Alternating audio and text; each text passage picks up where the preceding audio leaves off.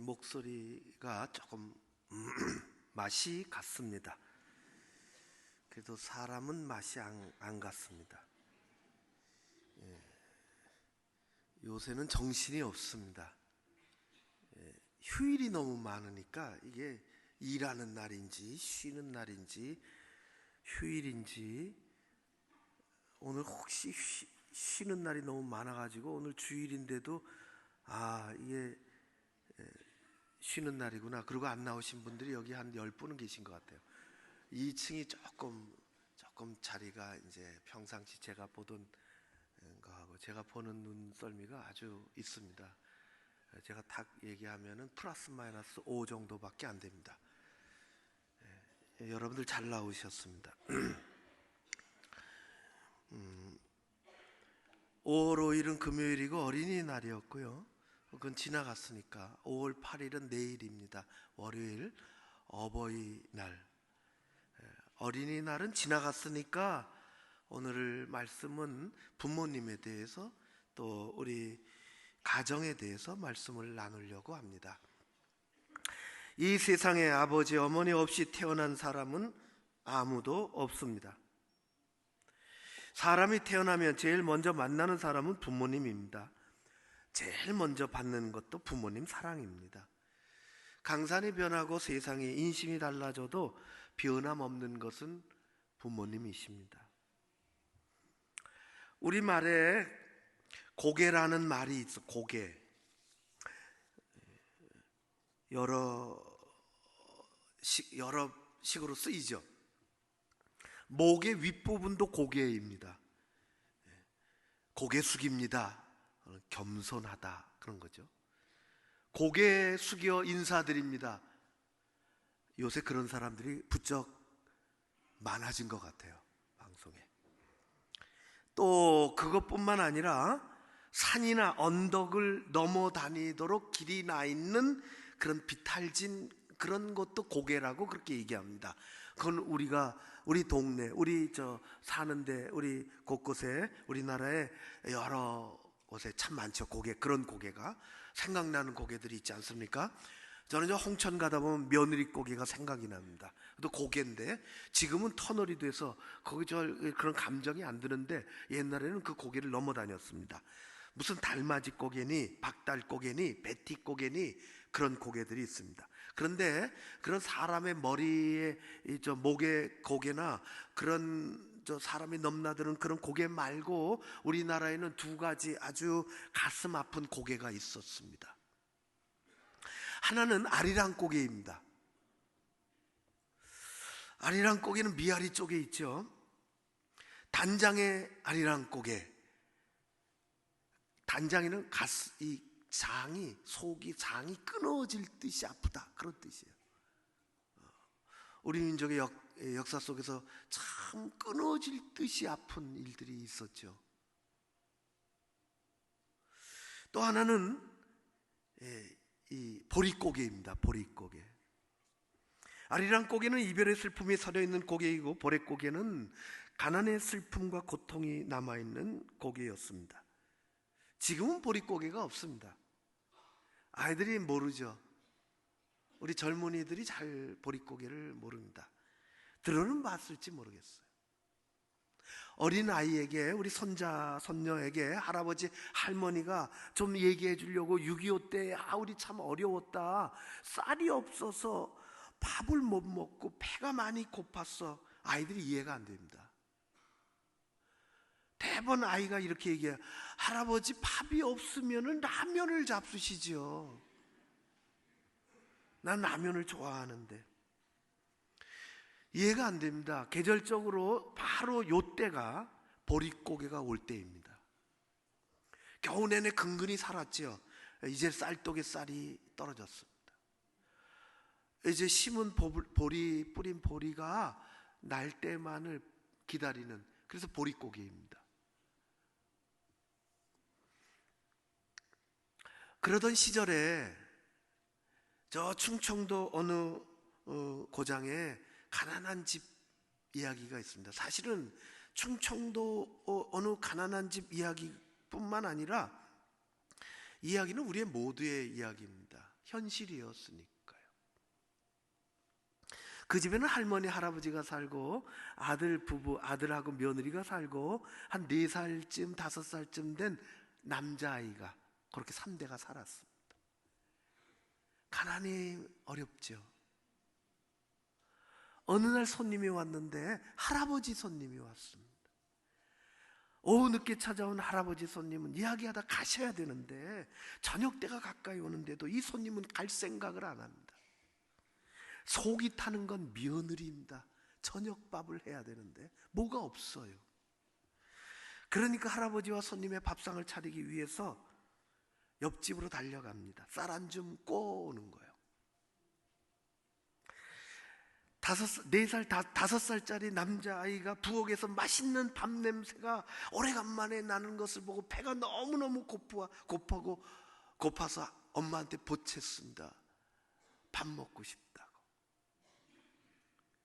그 밥을 아이에게 주면 안 되죠. 엄마는 아이에게 이렇게 얘기합니다. 손님 저녁 밥상에 손님이 밥을 먹다 남기면 너를 줄게. 아이는 툇마리에 앉아 문틈으로 들여다봅니다. 할아버지하고 손님이 밥을 진지를 잡수시는데 밥을 남기기만을 눈이 빠지라고 기다리고 쳐다보는 거예요. 많지도 않은 밥, 할아버지와 손님은 그 밥그릇을 깨끗이 비웠습니다. 기다렸던 아이는 그만 엉엉 울고 말았죠. 안타까운 할머니는 이 우는 손주를 등에 이렇게 업고서 집 바깥으로 나갔습니다.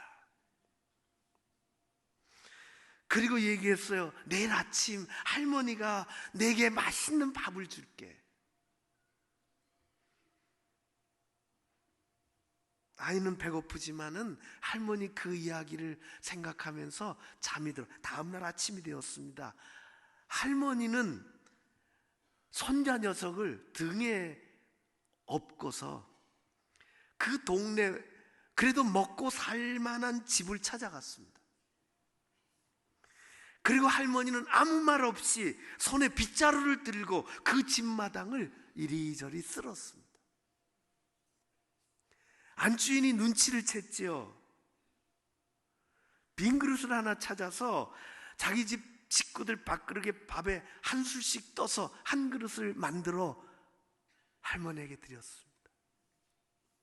할머니는 그것을 얻어서 어제 저녁 약속을 했던 자기 손자에게 밥을 먹이는 거예요. 아이는 얼마나 맛있게 먹는지 개눈 감추듯이 먹는 거예요. 이를 지켜본 할머니는 눈에 눈물이 글썽거립니다. 이 이야기를 그 조금 사는 그 집에 7살짜리 아이가, 남자아이가 알게 됐어요. 아, 그 집이 이렇게 가난했구나. 손주를 업고서 할머니가 우리 집에 와서 마당을 쓸어준 것은 그런 이유였구나. 그래서 7살짜리 이 아이는 아주 기특하게, 정말 기특하게 공부를 열심히 해야 되겠다 생각을 했어요. 정말 공부를 열심히 했어요. 공부를 열심히 하면 가난을 물리칠 힘이 생길지 모른다 하는 그런 생각을 기특하게 가지고 공부를 한 것입니다. 유학까지 가고 공부 열심히 했어요. 자기 집은 웬만큼 사는데 이 가난한 사람들을 위해서는 공부해야 되겠다는 것이었죠. 이것은 누가 지어낸 소설이 아닙니다. 제가 쓴 소설이 이야기가 아닙니다. 불과 몇십 년 전에 우리나라의 현실입니다. 보릿고개가 그랬습니다. 우리의 노부모 세대, 지금의 젊은 세대, 할아버지, 할머니 세대는 그 눈물겨운 보릿고개 시절을 보냈습니다. 누구든지 예외 없이. 경제적으로 무척 어려웠던 시대죠. 그때는 상대적으로 어려운 것이 아니라 대다수가 그렇게 어렵게 살았어요. 그때는 오늘날처럼 먹을 것이 이것저것 풍족하지도 않았습니다. 편리하고 화려한 살림살이가 있는 것도 아니었습니다. 그러나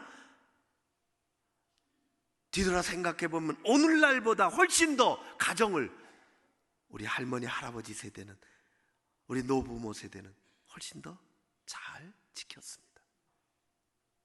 가난해도 먹을 것이 부족해도. 그분들의 희생이죠.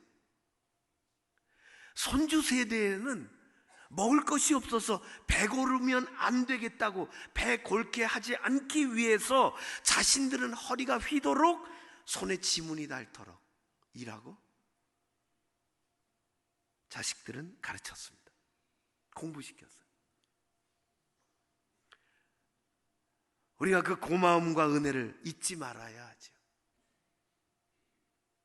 요즘은 얼마나 먹고 살만해졌는데, 먹고 살만한 것이 아니라 풍족해졌는데, 골라 먹는 시대가 돼버렸는데 감사가 없어요. 고마움이 없습니다. 우리 사회가 그렇게 돼버렸어요. 사회가.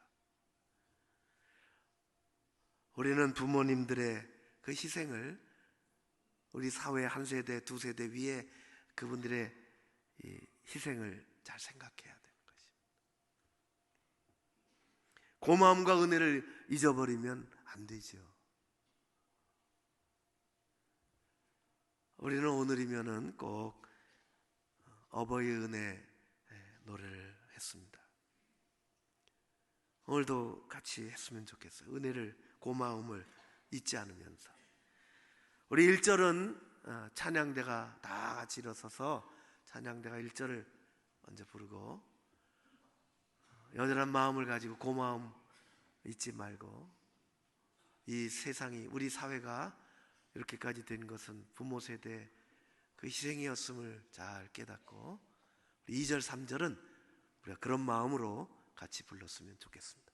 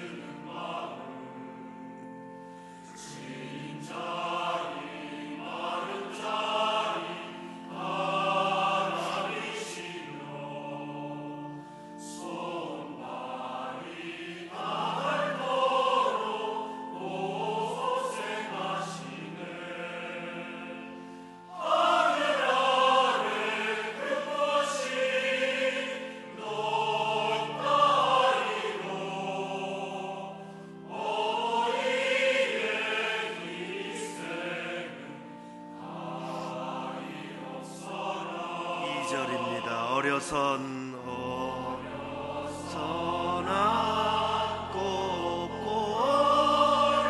올려주시고 사선 길에 기다리는 아를 쌓 으르텔 쌓 다시 생각해 오시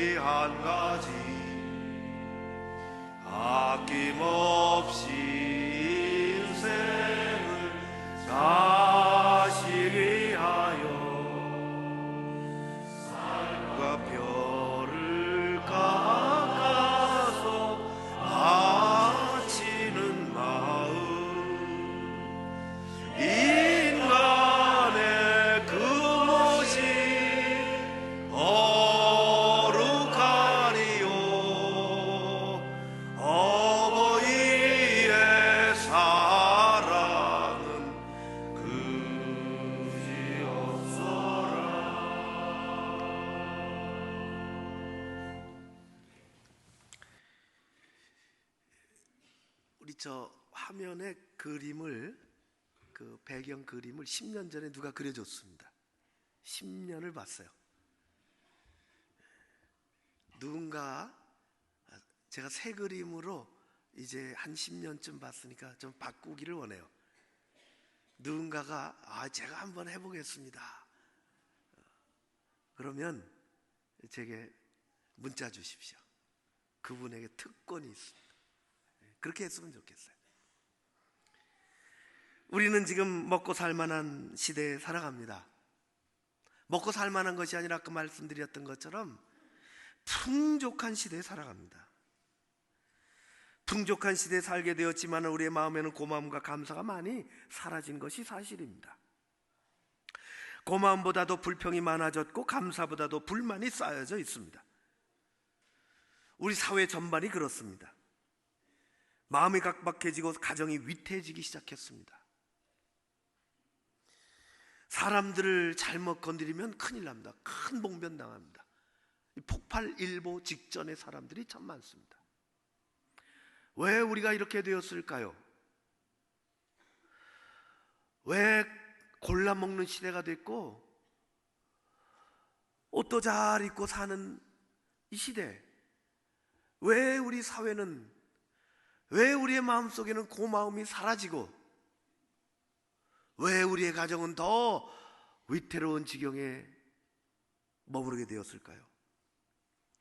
사랑하는 성도 여러분, 우리는 조부모 시대, 부모 시대, 그 시대를 생각하며 가정의 소중함을 다시 깨달아야 할 줄로 믿습니다. 그리스도인의 가정, 그것은 하나님이 주신 최고의 선물입니다. 가정의 가장 처음 모습이 창세기에 나옵니다. 그 이후로 성경에는 수많은 가정 스토리가 나옵니다. 하나님과 결부되어서 그런 가정들 속에는 성공적인 가정, 화목한 가정, 하나님 앞에 아름답고 소중한 모습으로 복을 누리며 쓰임받았던 가정들도 많이 나오고, 반대로 버림받은 가정, 파탄이 난 가정, 불행해진 가정, 그런 가정 이야기도 얼마나 많이 나오는지 모릅니다. 가정의 가장 처음 모습은 창세기에 나옵니다. 하나님이 가정을 그렇게 만드셨죠. 하나님이 첫사람 아담을 지으셨습니다. 하나님 보시기에 처음에는 좋았는데 혼자 지내는 것이 그닥 좋아 보이지 않으셔서 아담이 잠들었을 때에 그 잠든 아담의 옆구리에서 갈비뼈 하나를 취하셨어요. 참 이것이 저에게는 또 미스터리입니다. 왜 하나님이 하필이면은 갈비뼈를 취하셨을까? 참 물어보기도 어렵고, 자고 일어나니까 옆구리가 시큰거리는 거예요. 하나님은 그 갈비뼈로 여자를 만드셨어요. 왜 발목뼈도 아니고 아무튼 하나님이 새롭게 여자를 만드셔서 아침에 일어나 뭐가 좀 허전하다 하는 아담 앞에 그 여자를 데리고 오셨습니다. 아담이 봤죠. 기절할 뻔했습니다. 비슷하게, 난생 처음 보는 건데 비슷하게 생겼는데 어딘지 모르게 조금 다른, 그러면서도 이상하지 않은, 왠지 모르게 마음이 편안한, 마음이 쏙 드는 그런 사람이 앞에 있는 거예요. 그래서 소리를 지르죠. 아담이. 제가 어제 결혼 주례를 했습니다. 가정은 주례자가 만들어서 가정이 생기는 게 아니라 하나님이 만들어 주시는 것입니다. 저는 그냥 주례하는 거죠. 주례하기 전에는 남녀를 제가 만납니다. 며칠 전에, 주로 한 3일 전쯤에. 그래서 이렇게 진행되고 이것저것 묻고 또 얘기도 하죠. 기도도 한번 해주고 미리. 그럴 때 아주 긴장되는 순간이 2번 옵니다. 그 짧은 한 40분의 만남 속에서 첫 번째는 사회자 필요 없다 할 때입니다. 사회자가 필요 없습니다. 저는 목사가 할 때는 사회자가 따로 필요 없어요. 근데 사회자가 이때는 거예요. 너무너무 힘들어요. 그러면은 그걸 한 10분 동안 또 설명을 해야 돼요. 아주 난처하죠. 그걸 학수고대했던 친구가 있는데 그 친구에게 마이크를 줘야 되는데 목사가 반대하니까 또 그게 제가 해보니까요, 이게 안 맞더라고. 안 맞아. 또 한 번 말을 잘못하면 사회자가 너무 오버하기도 하고, 말을 잘못하면 그것을 다시 잡아 넣어야 되는데 산으로 가더라고. 어떨 때는 이걸 수습을 못 해가지고 사회자는 없다. 두 번째 긴장 순간은 축가 순서예요. 몇 팀이 축가하냐? 3팀이 안 돼. 그럼 저는 아주 자지러집니다. 제가 다른 주례자도 그러겠지만은 주례자가 세상에 예시장에 나가서 30분 안에 끝내야 된다고 얼마나 닥달 성화를 받는지를 모른다고요, 사람들이. 30분 내에 끝내라고. 제가 4번을 들은 적이 있어요. 그분은 그렇게 해야 그 예시장은 진행이 되니까 어떻게 하겠어요? 그 상황 속에서 이 축가가 3개가 등장한다고 생각해 보세요. 3개가. 옛날하고는 달라가지고 축가가 말이죠, 축하하는 그 정도가 아니라 완전히 공연하는 스타일입니다, 요새는. 그러니까 당신을 축하합니다 그런 마음이기보다도 뽐을 내는 시간이에요. 그렇게 길어져요. 아주 2개로 어제는 2개 했어요. 첫 번째로 지나갔어요. 축가 순서가 주로 박수 한번 해주십시오, 누구누구입니다. 그러면 박수 받고 노래하면 되는데 어제는 청년이 나와서 분위기를 띄우려고 그러더라고요. 참 좋지요.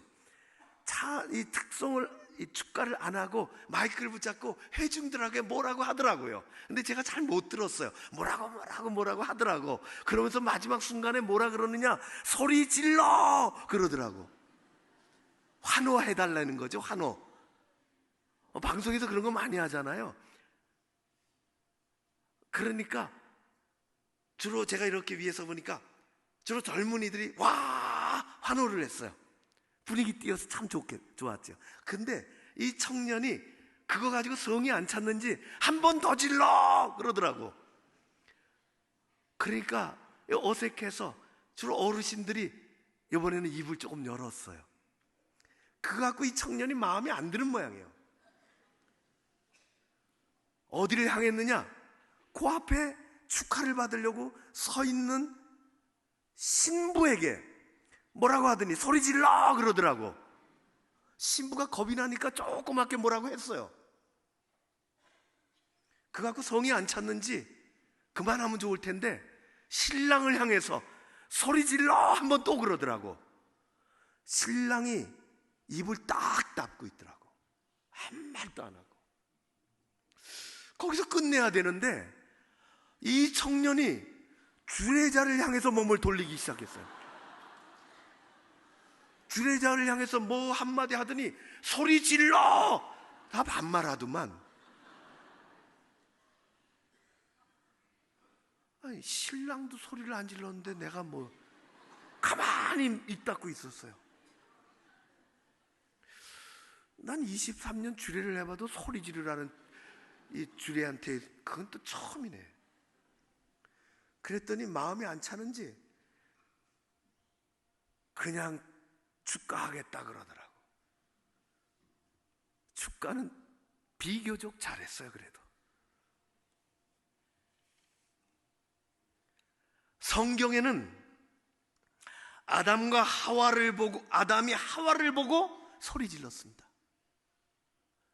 소리 지르라고 하나님이 그렇게 하지 않으셔도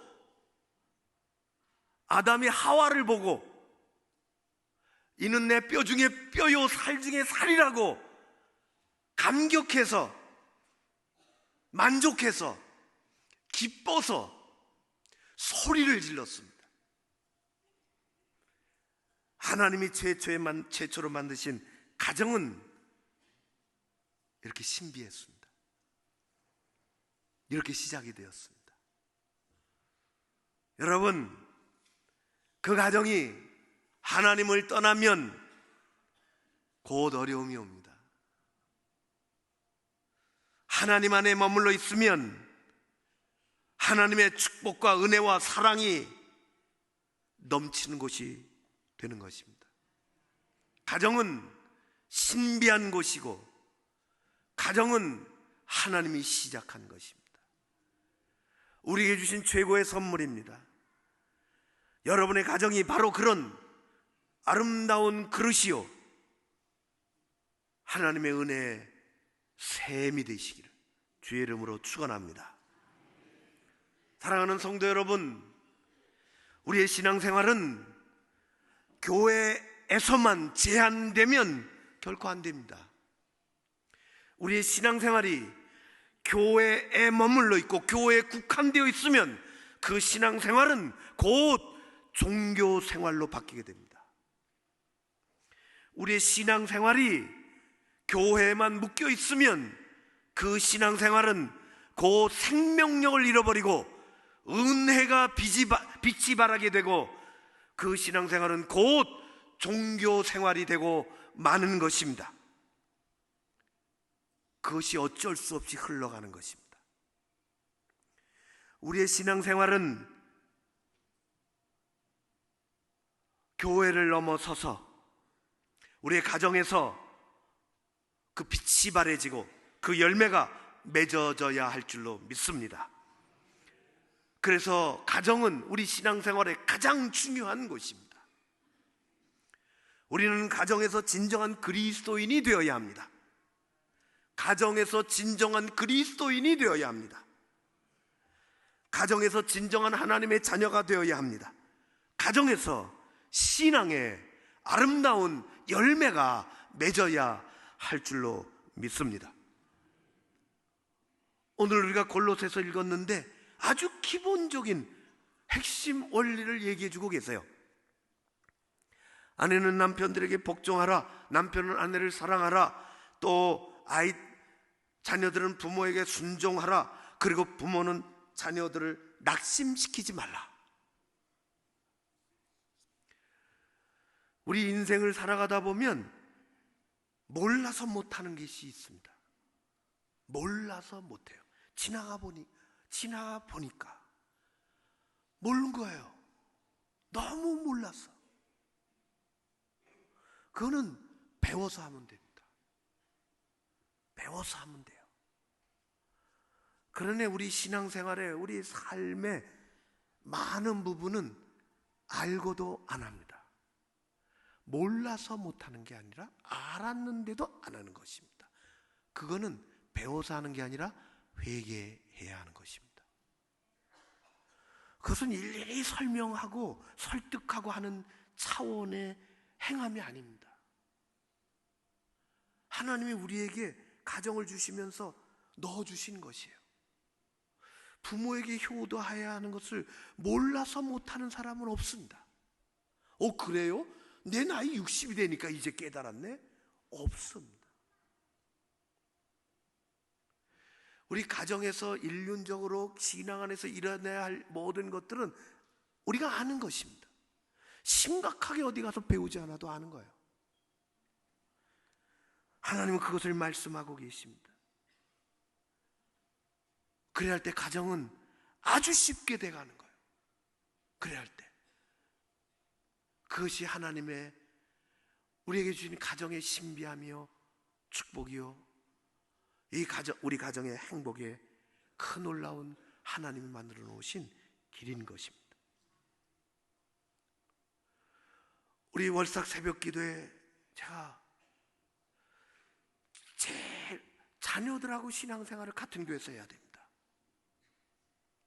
당연히 자녀들, 우리 부모 세대에 대해서 무한히 감사하고 그 은혜를 정말 감사하고 먹고 살게 이렇게 만들어주신 것에 감사하고 우리 후대에 대해서는 신앙생활을 잘할 수 있도록 우리 하나님의 가정에서 하나님 안에 머물러 있을 수 있도록 신앙생활 잘하도록 제일 귀한 것은 같이 하는 거예요. 같은 교회에서 해야 되는 거예요. 그래야 자녀들이 부모를 보고 배울 수 있어요. 부모를 보고 배울 수 있어요. 그래야 자녀들의 삶에 왜 위기가 없겠어요? 왜 어려움이 없겠어요? 생각나는 거예요. 부모의 눈물도 생각나고 부모의 하나님을 섬겼던 헌신도 생각나고. 자녀들의 신앙을 우리가 가지고 있어야 되는 것입니다. 여러분, 자녀하고 부모가 떨어져 있어요. 교회가 빨리 어떻게 합쳐야 됩니다. 자녀를 데리고 오든지 부모가 가든지 그렇게 해야 돼요. 이것이 하나님의 방법입니다. 누군가가 자녀를 따라가겠습니다. 그러면 거기를 붙잡을 수가 없어요. 자녀하고 같이 신앙생활하는 게 교회를 위한다기보다 그 가정을 위하는 거예요.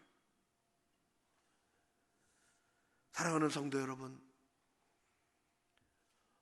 우리 부모 세대가 어려워도 하나님 붙잡고 이 나라를, 우리 자녀들을 교육시키고 보릿고개를 넘으며 그렇게 신앙 안에서 우리도 부모님들에게 순종하고 그 은혜를 절대 잊지 말고 고마운 마음을 잘 새기고 우리 자녀들을, 믿음의 후대를 잘 양육해야 할 줄로 믿습니다. 미국의 네브라스카 주립대학의 스티넷 교수가 건강가정의 6가지 공통점이 있다고 얘기했어요. 우리끼리 이렇게 해서 건강한 가정 만듭시다 하는 거예요. 6가지를 화면에 하나씩 띄우는데, 제가 첫 번째 화면을 보면은 감사입니다. 제가 감사, 그럼 여러분들은 남은 거를 아주 크게 그렇게 되어지기를 더 간절히 원하는 마음으로 크게 읽습니다. 6번을 그렇게 합니다. 감사,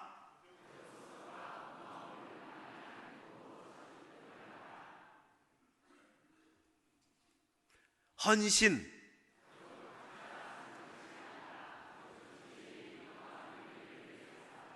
교제,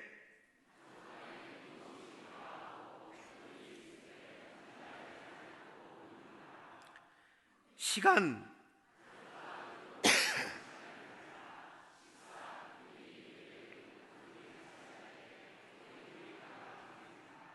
정신적 건강,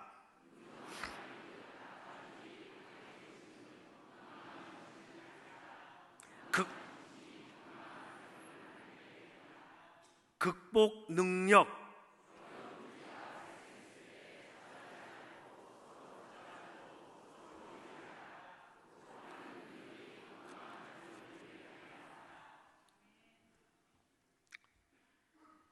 세상의 모든 집은 아주 특별한 나라, 특별한 환경을 제외하고는 지붕이 있고 벽이 있고 공간을 만들고 방을 만듭니다.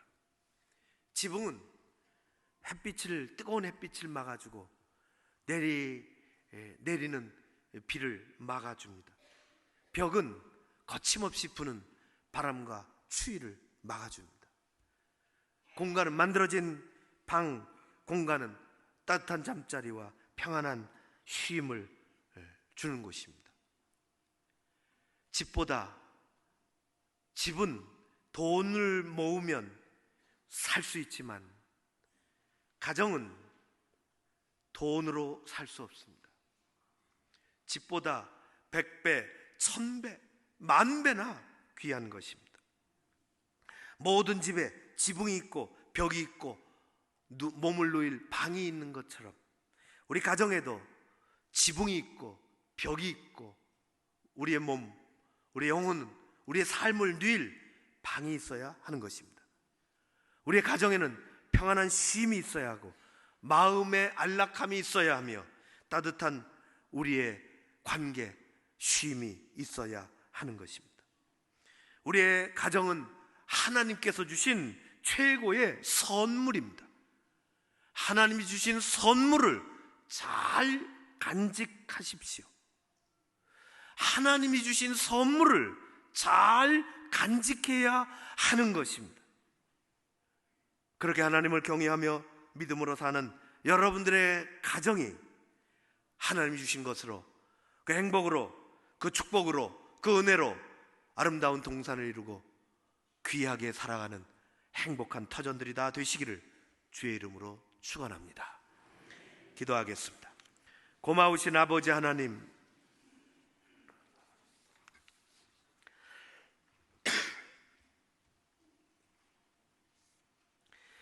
우리의 가정이 하나님이 주신 최고의 선물임을 알고 있습니다. 주신 선물을 소중하게 간직하고 더 멋있게 만들어가는데 우리에게 필요한 지혜와 믿음과 헌신을 더하여 주실 줄로 믿습니다. 우리 부모 세대들이 얼마나 헌신적으로 우리를 양육했으며 이렇게 풍족한 먹고 사는 일들을 만들어 놨는지요. 우리 하나님 아버지, 우리가 그 뒤를 따라 가정을 잘 지키고 우리 자녀 세대에 부끄러움이 없는 나라로 만들며 가정으로 만들며 무엇보다도 신앙의 대회를 잘 이어갈 수 있도록 그들을 가르치고 하나님 앞에 세워가게 하여 주시옵소서. 하나님이 주신 최고의 선물, 우리 가정에 하나님이 내리시는 행복과 은혜가 가득하기를 소원하오며 예수님 이름으로 기도하옵나이다. 아멘.